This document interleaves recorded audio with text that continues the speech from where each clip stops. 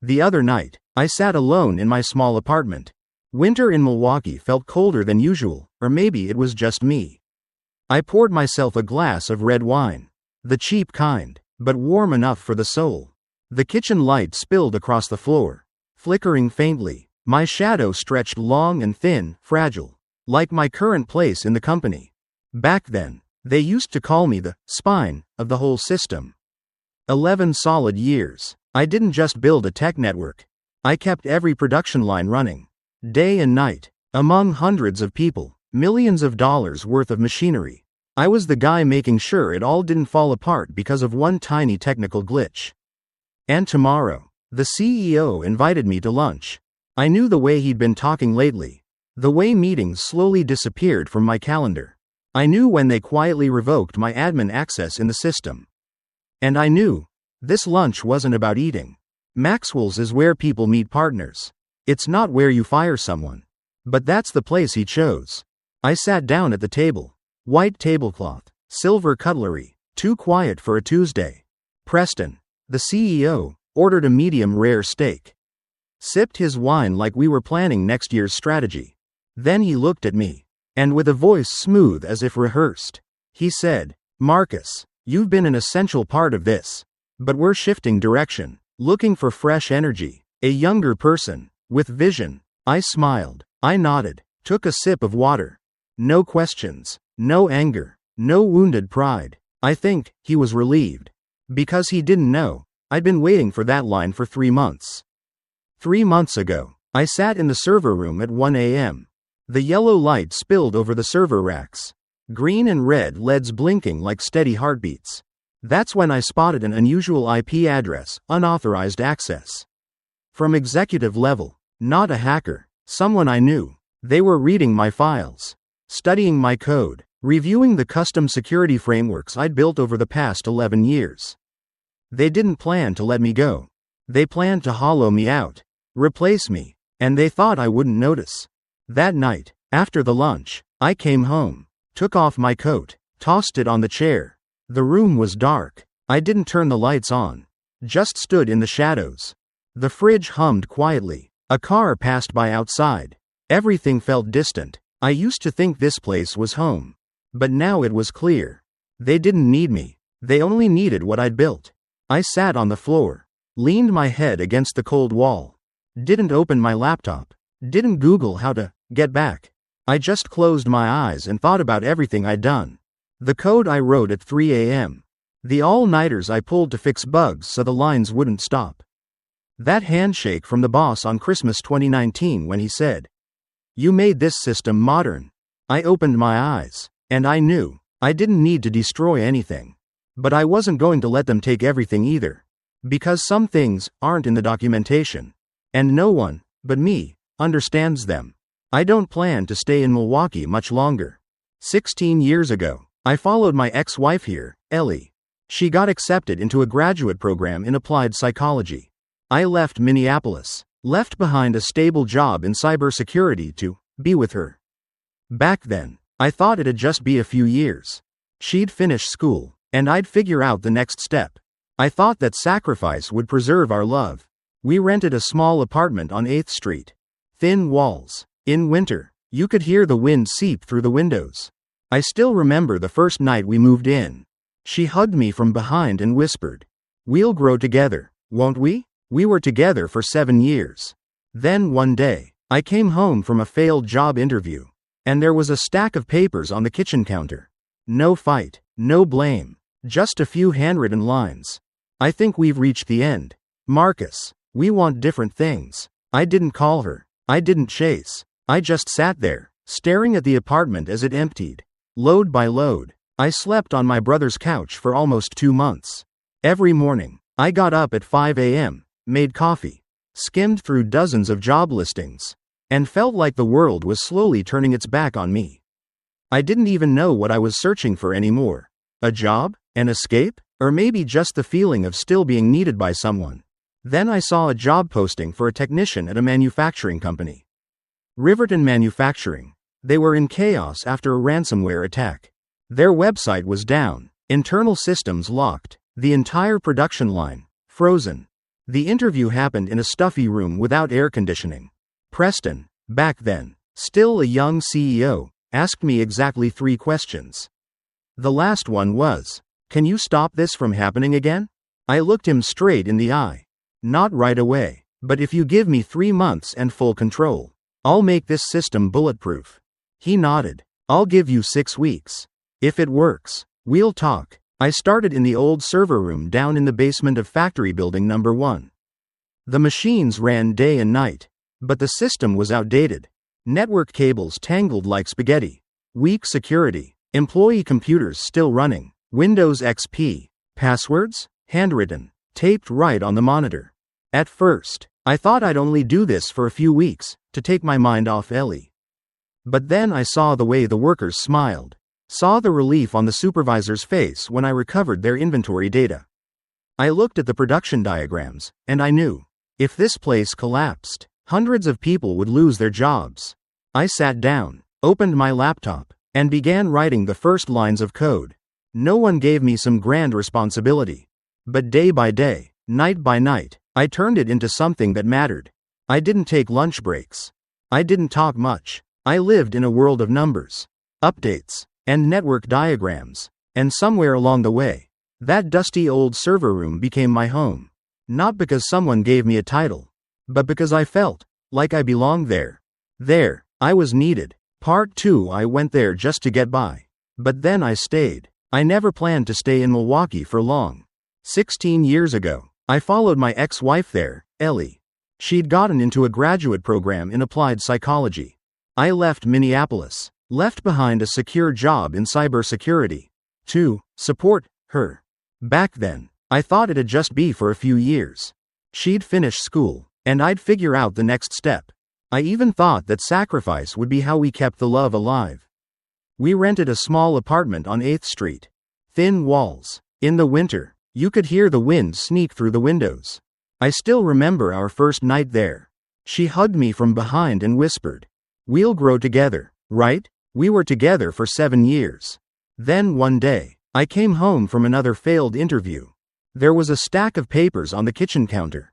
No arguments, no blame, just a few handwritten lines. "I think we've come to the end. Marcus, we want different things." I didn't call her. I didn't chase her down. I just sat on the couch, staring at the apartment as it slowly emptied, one moving truck at a time.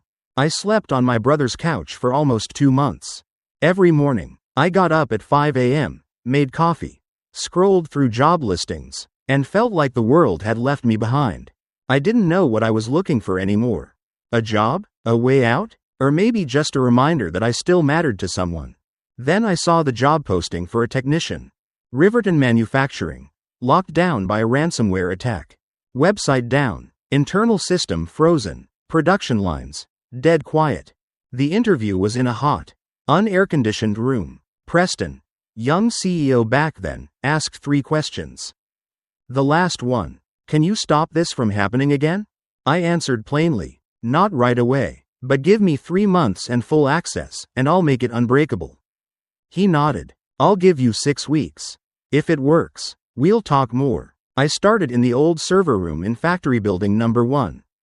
The machines ran non-stop. The system? Outdated beyond belief. Cables everywhere. Weak security. Employees were still using Windows XP. Passwords taped right on their monitors. I thought I'd just be there a few weeks, keep myself from thinking about Ellie. But then I saw workers laughing. I saw a supervisor exhale in relief when I recovered their backlog data. I looked at the factory layout, and I knew, if this place went down, hundreds of people would lose their jobs. I sat down, opened my laptop, and wrote the first line of code. No one gave me some grand mission. But day by day, night by night, I made it one. I didn't take naps. I barely spoke. I lived in a world of numbers, updates, network maps, and somewhere along the way, that dusty old server room became my home. Not because someone handed me a position, but because I felt like I belonged there. There, I was needed. It started with a stranger. He showed up one Tuesday morning. Wore a badge that said, "Digital Consultant." No appointment, no heads up. I remember that morning, cloudy skies. Condensation on the control room windows. Vanessa was making her usual coffee, bitter and strong. I was going over the maintenance logs when he walked in. He asked me the most basic questions. Who designed this system? Is there any documentation? Why aren't you using cloud solutions like everyone else? I kept my answers short, polite, but inside, something stirred. When I asked who authorized this little audit, he just smiled and dodged. Upper management. They just want to understand how things work. After he left, I logged into the internal file system. First thing I checked was the Board of Directors folder. I'd always had read access to meeting minutes. It was empty. Access denied. They called it a system data cleanup. I called it cleaning me out. In December, Preston, the man who once called me the backbone of our entire system, began canceling our weekly meetings. The excuses sounded reasonable. Last-minute investor call. Urgent trip to Boston. Back-to-back meetings. 1 week. Then 2. Then 3. He never called back. I didn't want to be suspicious. But then, one late afternoon, Vanessa, my closest ally, walked in looking confused. She said, I just had a strategy meeting with Preston. I thought you'd be there. When I asked, he changed the subject. Something's not right, Marcus. I smiled, faintly. But inside, something clenched. I knew something was coming. I started staying up later. Not for work. I just couldn't sleep. I sat alone in the server room. That warm yellow light glowing off the rows of machines like a fortress I'd guarded for years. I skimmed the system logs, an old habit. But this time, I stopped. An unfamiliar IP. It had accessed the system 3 times in 1 week. Poked into areas no one but me should have known about. Read documents I wrote for myself. Opened schematics for surveillance. Even viewed the backup plans I never officially released. I traced the IP. It came from the executive floor. Specifically, Preston's wing. I sat there in silence. Hands slack at my sides. Not angry. Not panicked. Just cold. I remembered Preston's eyes last year. The day he promoted me to Chief Technical Officer. You're the reason we're thriving. Without you, I don't know where Riverton would be. And now, he was using someone else's hands to pry open the doors I'd kept locked for 11 years. They weren't just trying to move on without me. They were trying to erase me. I often worked late. The basement server room had no windows. But the soft yellow light always gave me peace. The room didn't lie. Blinking lights blinked. Fans whirred. No performances down here. Just machines, cables, and me. It was a Thursday night. I hadn't gone home after hours. I was just standing among the server racks like usual. Maybe looking for a final pocket of calm. I heard footsteps. Light, cautious, but not sneaky. When I turned, he was already standing at the door, Nathan Blake. Young, clean-cut face. Expensive watch. Shirt without a single crease. I guessed he wasn't even 30. He carried himself like someone who believed this place had always been his. Evening, Marcus, he said, calm and steady, just getting familiar with the space. Preston said you'd be showing me around soon. I nodded, gave him a thin smile. Need any help? I asked. He stepped inside, walked right past me, like no walls remained. Eyes scanning the panels, fingers brushing the server casing. Impressive, he said. A bit old school, but solid. Old school? I upgraded these systems just 8 months ago. I knew every bolt, every line of code, but now I stood there, listening to someone appraise it like it was an antique they'd just inherited. Nathan continued, your documentation was thorough. I've gone through it all. I have some ideas to modernize things. I hope you'll be on board. Ideas? He'd had system access 3 weeks before the noon they fired me. He'd read everything, and now he was politely informing me he'd be building on my foundation. I'd love to hear more, I said, keeping my tone level, but my throat was dry. Dry as dust. When Nathan walked out of the server room, I went back to my desk. I sat down in front of the screen and pulled up the system logs. His name was there, an admin account, created mid-last month. Full access to everything, internal monitoring software, and the system sync platform I'd spent an entire year building. I texted Luis, one of the last people I still trusted. 6:30 a.m. Joe's Diner, We need to talk. That night, I didn't drive straight home. I went to the lake, the one Ellie and I used to sit by during our early years of marriage. In winter, the water turns pitch black, still, as if it never moved. I sat in the car, hands gripping the wheel, eyes lost in the endless dark ahead. I remembered the day Preston called me the backbone. Without you, we couldn't operate, he said, and now, the very person he chose to replace me had just walked into my server room like he already owned it.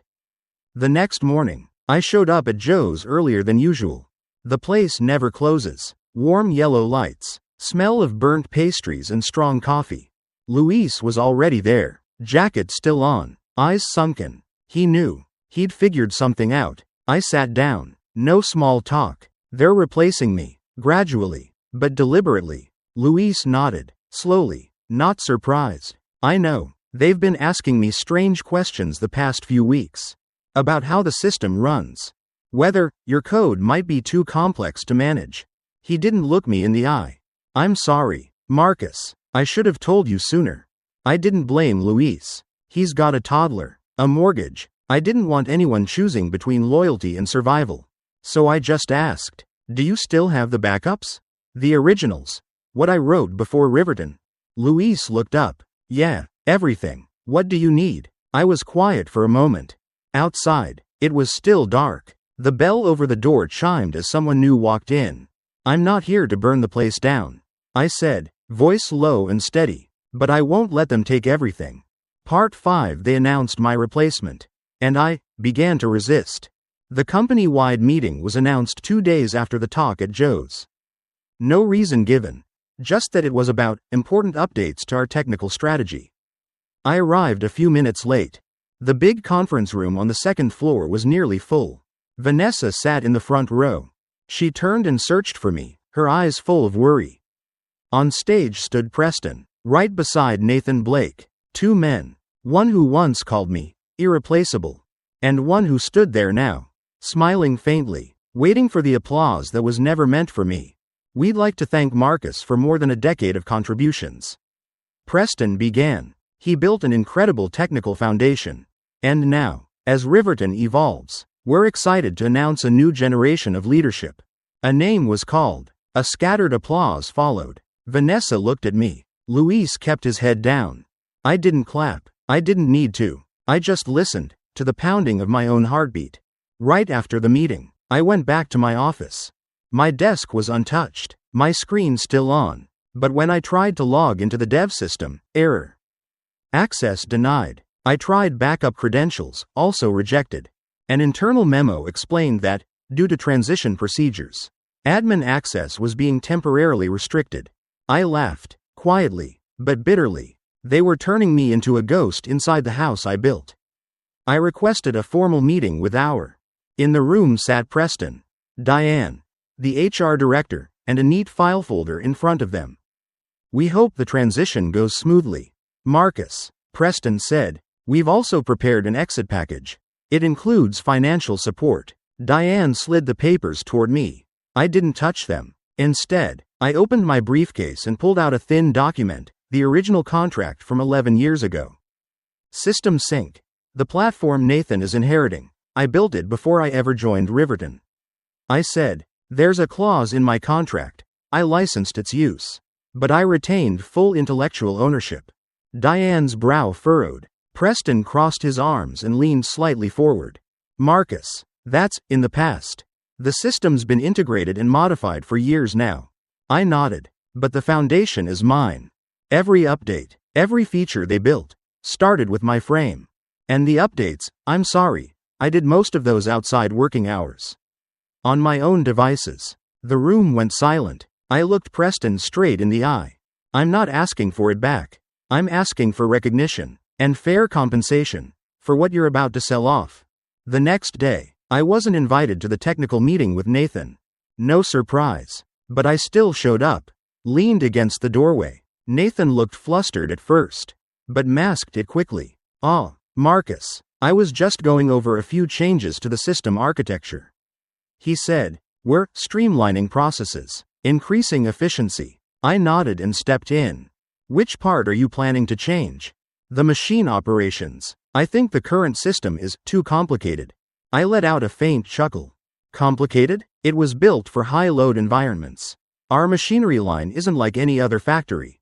Vanessa was there. She looked at Nathan, then spoke. The current system was rebuilt after the 2018 incident. Marcus rewrote the entire protocol after we lost data for nearly 40 hours.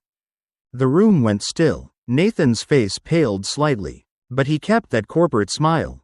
Appreciate the historical context, but we need to move forward. I stood up and left.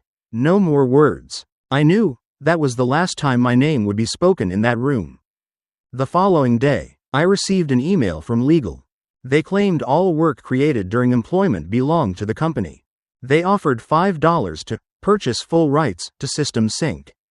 I didn't reply. I just stared at the screen, whispering to myself, $5,000 for 11 years of my life.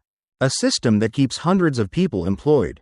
Cheap, so cheap. That night, I called Luis. I need everything, I said. Original files, access logs, copyright proof, and a list of who still stands with me. Luis was quiet for a second. Then, I'll send it. They think anyone can be replaced. But they're wrong. I hung up, sat alone in the dark of my living room. The heater hummed faintly. Outside, snow had started to fall. I poured myself a drink, the best bottle I had.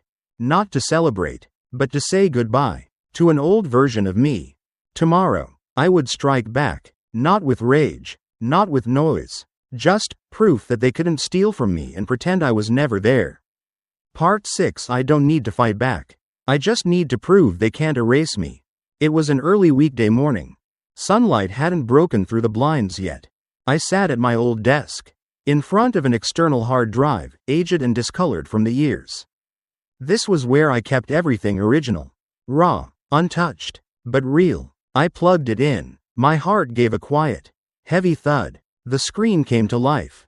I found it. The source code for System Sync, the very first build, written 8 months before I joined Riverton. Date stamps, versions, diagrams, even old emails, including one from Preston, asking me to integrate it into their new system. I read this line over and over. Marcus, if we can integrate your tool into our monitoring chain, we'll gain a serious advantage. We'll talk about ownership later, but I need you to act now. I didn't know whether to laugh or get angry. In the end, I just sat there, exhaled slowly. Because, later, that's what they always say. That's how they delay giving credit to the ones who built the foundation. That same day, I scheduled meetings with 3 intellectual property attorneys. I didn't know them, but I brought evidence, the code, the development logs, the email threads, the original contract. One of them, an older woman, sharp eyes, silver hair, read through my file, then looked up and said, if they integrated it without a transfer agreement, then legally, you retain the underlying rights. Especially if you have proof it was developed off the clock. In that moment, it felt like a fog lifted from my mind. Not because I was sure I'd win, but because I knew I wasn't alone anymore. There were moments I thought, maybe I should have walked away. No fights, no resistance. But then I saw Nathan hosting meetings without me, announcing new strategies built on a system I crafted, hour by hour, night after night, and I realized, if I stayed silent, they would rewrite history, and I would disappear like I never existed. I wouldn't let that happen. I started taking action. First, I set up a private server outside Riverton's infrastructure with help from Darren, a cybersecurity expert I'd worked with years ago. We called it the independent node, a secure, controlled vault for every source file, log, and document that proved my ownership. Then, I filed provisional patents for the 3 most critical components of System Sync. The parts without which the entire system would break down. I didn't patent the whole thing. I didn't need to. I just locked 3 doors. And kept the keys with me. Then came Wednesday night. At exactly 11:57 p.m., I took the final step. I activated the copyright validator. It was a simple line of code, but powerful. Buried deep inside the system's core. Each time the system booted up, it would check the license date. If the license had expired, it would halt all communication with the operations chain, without causing any damage. I set the countdown for 8 days from that point, exactly 1 day after my official departure. Not out of revenge, but to say, I'm no longer here, and you can't use what's mine without asking. The next morning, Nathan called me into a small meeting room. He tapped his pen on the table, watching me like he suspected I knew something. I heard you're still accessing parts of the system. Anything you want to tell me?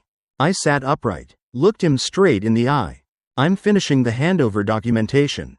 Also rewriting a few technical descriptions no one else understands, except me. Do you need me to walk you through any of it? He paused for a few seconds, then replied, softly, we'll be resetting all passwords and revoking access by Friday. Just standard procedure. I nodded. That's fine. The system doesn't run on passwords. It runs on understanding. I saw Nathan blink. His hand froze on the desk. He didn't quite get what I meant, but he felt something wasn't right. And that was enough. That evening, I wrote a short email, no fluff, no drama, and sent it to Riverton's legal department. Subject: Notice of license expiry. Dear Sir, Madam, per the terms outlined in my contract, I retain ownership of the system sync platform unless a formal transfer agreement is in place.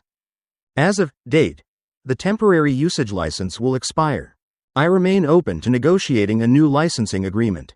Sincerely, Marcus. No title, no signature block, just a man claiming back what he built with sweat and sleepless nights. Part 7.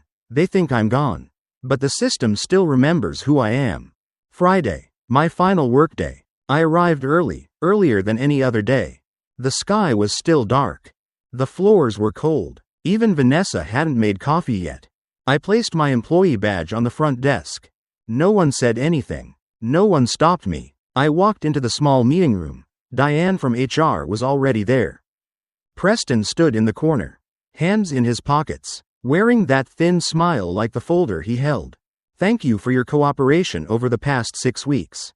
We appreciate your professionalism, Marcus. I didn't respond immediately, just nodded, signed the documents, politely declined Nathan's suggestion of a farewell lunch, and walked out, light as if I'd never existed. But that day, I left a message, not in an email, not in a meeting, but inside the lines of code, still quietly running beneath their system. The weekend passed. I stayed home, didn't check my phone, ignored messages from former coworkers. I spent time on the porch, reading a worn-out book, listening to soft jazz, and once in a while, I smiled, not out of smugness, but because I knew what was coming. Monday, 9:17 a.m. That was when Riverton hit peak operations. All factories fired up, steel rollers, packing lines, transport units, everything depended on system sync. And then, it appeared. Every control screen at all 3 facilities displayed the same message. License expired. Please contact the developer to renew. 9:20 line 1 came to a stop. 9:32 line 3 flagged a connection failure. 9:45 all 3 factories were fully down. A maintenance tech snapped a photo of the screen and posted it in the internal chat group. Anyone got Marcus's number? Call him. A lead engineer added. I can't access any control panels. The system is rejecting every command. 10:30 a.m. My phone rang. Caller ID. Preston Campbell. I let it vibrate for 3 rings. Then picked up. Voice calm, steady. Marcus speaking. His voice came sharp, pressed, word by word. What the hell did you do? Preston's voice cracked through the phone. I answered, calm as ever. I didn't do anything. Preston, the license expired. As per our original agreement. Section 7. If I recall correctly. He was silent for a few seconds. Then exploded. This is sabotage. This is extortion. This is. I cut him off. Didn't raise my voice. It's called software license governance. If needed, I can forward our old email exchange where you promised to finalize the transfer paperwork sometime later. Well, later never came. He exhaled hard through his nose. His tone dropped, not angry anymore. Just defeated. So what do we do now? I didn't answer immediately. Took a sip of tea. Then said, slowly, I've sent a license renewal proposal to your legal team. It has 3 very simple terms. 1. Recognize me as the system's original creator. 2. Pay a royalty fee that reflects the platform's actual value. 3. Sign an NDA. No one distorts why I left. Asterisk. He went quiet again, then finally muttered, "You're playing with fire." I smiled. Just a little. No, I'm reclaiming what's mine. Legally, respectfully, and silently. 3 p.m. That same day, I received an email from Riverton Legal. We agree to the terms. The contract will be signed at 10 a.m. tomorrow. 5 p.m. Another email arrived. From an unfamiliar address, Tech Core Industries. Subject line: interested in your expertise. I knew then. A new chapter had just begun. 3 days later, I walked into TechCore's headquarters, the very group preparing to acquire Riverton. The building wasn't tall, but it gleamed. Everything inside still felt fresh. Leather chairs yet to shine from use. Plants still bound with nursery twine. I met with the VP of Operations, a slender man. Voice deliberate. After a few formalities, he slid a folder across the table. "We'd like you to be the lead advisor for technical integration post-acquisition." Not as an employee, as a partner. I flipped through the pages. What caught my eye wasn't the pay, though it was double what Riverton gave me in my final year. It was the final clause. Work hours and location. Flexible. Marcus decides. I looked up. He smiled, subtly. "We're not looking for someone who can code. We're looking for someone who understands the value of a system and of themselves." I signed. No hesitation. My hand trembled just slightly. Not from nerves, but maybe, for the first time in years, I felt seen. And like any misaligned mechanism, the stray gears started to fall off. 2 weeks later, Luis messaged me. "Nathan's out, officially. Quiet exit, no statement, just gone." Another week passed, and Vanessa called. "You know 3 of Riverton's biggest clients pulled their contracts? They said the new system isn't stable." I didn't laugh. I didn't gloat. I just sat there, quietly, because I knew they hadn't lost me. They'd lost trust. Preston remained CEO, at least on paper. But he was no longer invited to TechCore's coordination meetings. They still called him brand representative. But all technical decisions now came through me. Then one quiet Saturday afternoon, I returned to a small lake house, bought with my first royalty payment. Not fancy, not high-tech, but it had a porch wide enough for 2 wooden chairs, and a yard scattered with fallen leaves. I sat there, watching the lake catch the fading gold of sunset. The wind stirred through the pines, scent of sap mingling with damp earth after rain.